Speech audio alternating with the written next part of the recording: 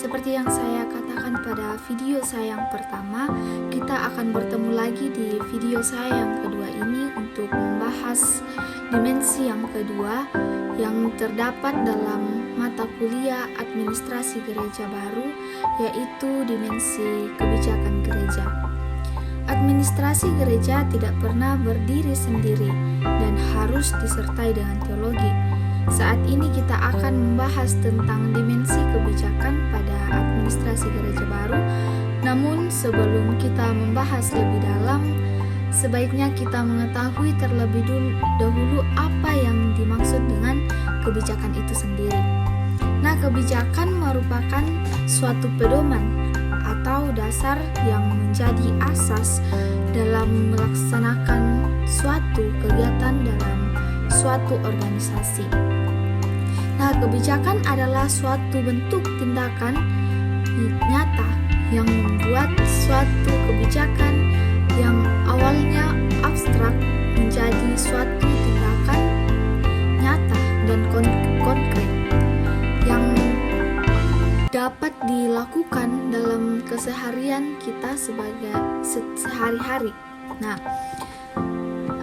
kita masuk dalam pembahasan administrasi berdasarkan kebijakan gereja. Kebijakan dapat mempengaruhi bagaimana gaya seseorang dalam memimpin suatu organisasi, bahkan masyarakat dan jemaat yang dipimpinnya dengan gaya kepemimpinan sendiri secara garis besar dapat dibagi dalam 3 bagian.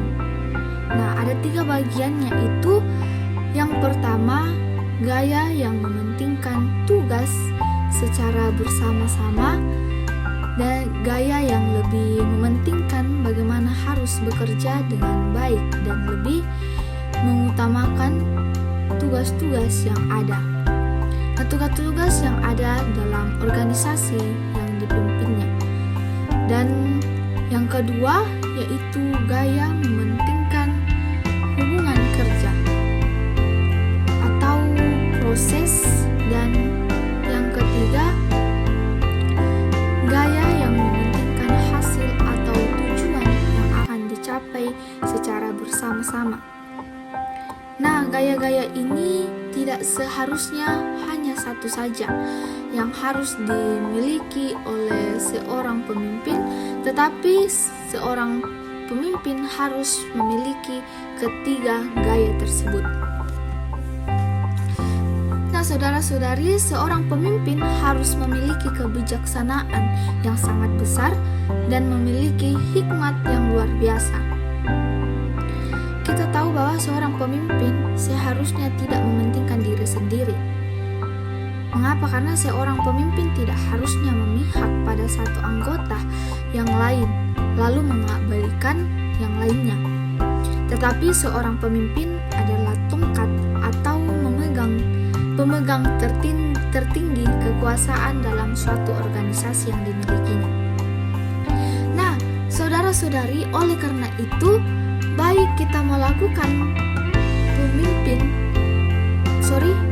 selaku pemimpin masyarakat, pemimpin gereja, ataupun pemimpin dalam keluarga kita sendiri, kita harus mampu memberikan contoh yang baik.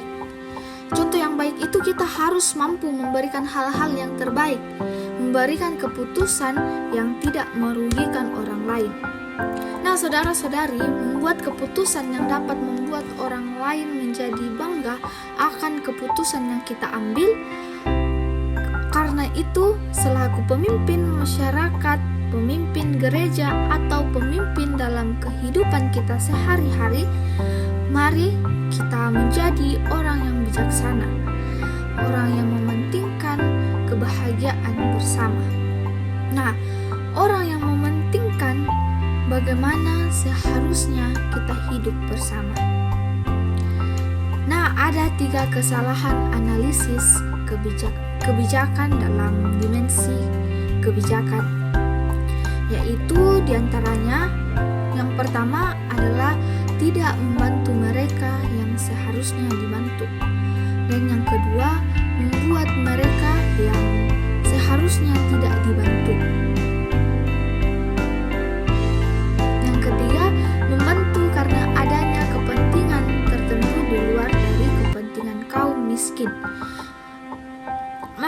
saudara-saudari, ada berbagai paradigma dimensi kebijakan, yaitu yang pertama adalah paradigma ekonomis, yang kedua paradigma ekonomis yang pertama tadi adalah paradigma ekonomis, dan paradigma ekonomis ini mau mengajarkan bahwa dalam memilih suatu alternatif kebijakan harus terlebih dahulu memperhitungkan untung dan rugi yang dilihat dari sisi atau nilai-nilai ekonomi. Dan yang kedua adalah paradigma publik.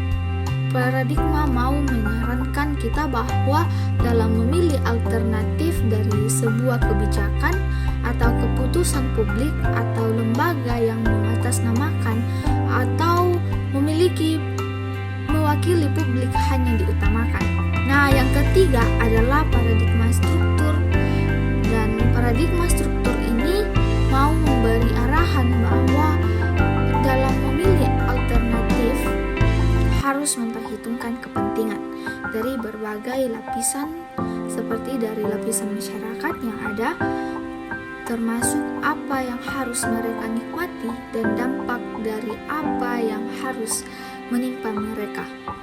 Nah, paradigma yang terakhir adalah paradigma informasi. Paradigma informasi ini mau menyarankan agar dalam memilih alternatif kebijakan, informasi dan data yang dibutuhkan harus dianalisis tindakan kualitasnya dan dapat kita simpulkan secara tepat dan benar. Nah, saudara-saudari, itulah pembahasan kita, dan dari pembahasan kita ini saya mengambil kesimpulan bahwa kebijakan gereja dipengaruhi oleh gaya seseorang. Kebijakan gereja itu dipengaruhi oleh gaya seseorang dalam memimpin organisasi dalam jemaat.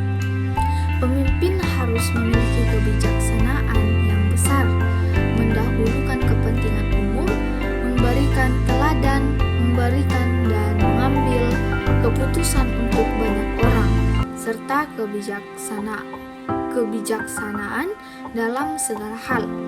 Nah, paradigma dalam kebijakan gereja ini terdapat 3 bagian yang saling berhubungan yang tadi saya jelaskan dan membentuk sinergi membawa kebijakan gereja yang lebih baik.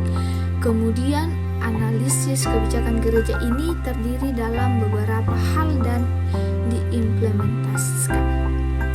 Nah, saudara-saudari, itu saja yang dapat saya sampaikan kepada kita semua, dan kita akan ketemu lagi di video berikutnya untuk membahas dimensi yang ketiga.